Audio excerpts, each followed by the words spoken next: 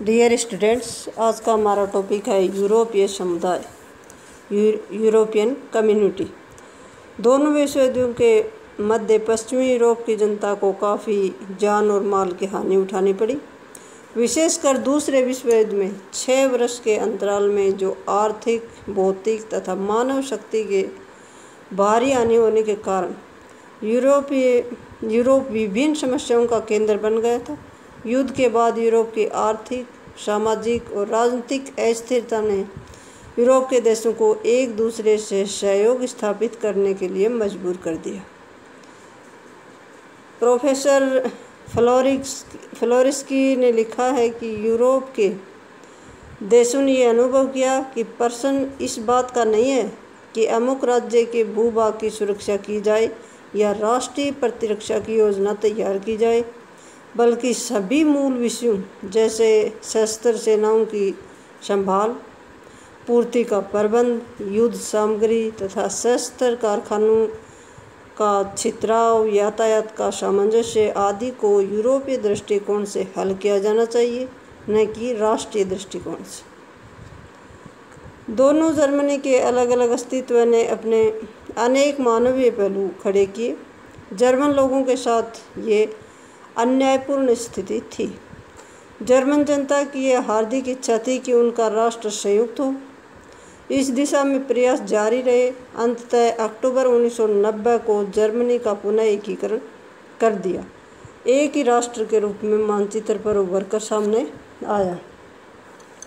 Germany का एकीकरण द्वितीय विश्व युद्ध के बाद की एक अनूठी घटना थी, जिसके दूरगामी प्रभाव पड़े। जर्मनी का शीत युद्ध, विभाजन और सोवियत व्यवस्था का पतन तथा 1 वर्ष में पुनः एकीकरण जिस नाटकीय ढंग से हुआ, वह जर्मनी राष्ट्रीयता की जीत मानी जाती है। विचारधारा की दृष्टि से जर्मन राष्ट्रवाद एक इतना सशक्त तत्व रहा कि साम्यवाद उसे कमजोर नहीं कर सका।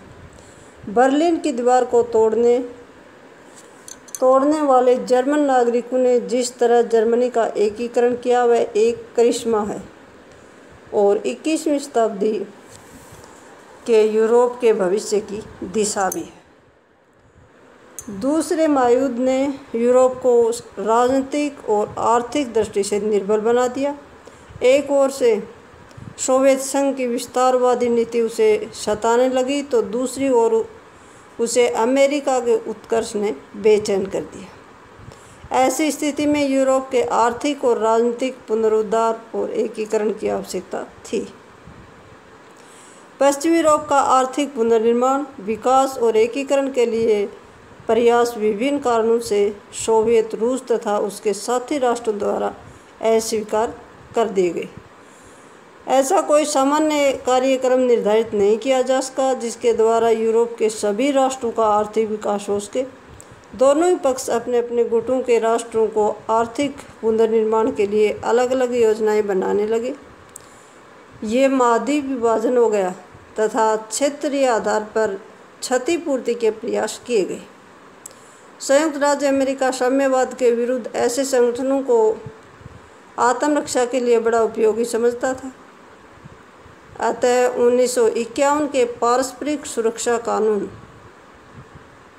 में यूरोप का आर्थिक और राजनीतिक संघ बनाने के लिए अमेरिका द्वारा आर्थिक सहायता की व्यवस्था की गई। ब्रिटिश प्रधानमंत्री चर्चिल ने यूरोपीय एकता आंदोलन का सन 1964 में सूत्रपात कर दिया था।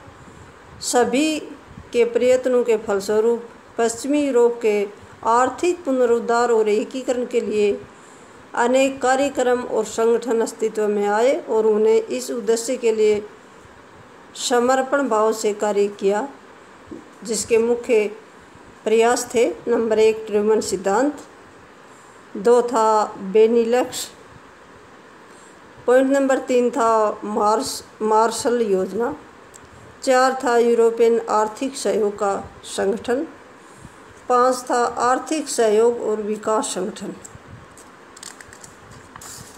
नंबर 6 था यूरोपियन अदायगी संघ।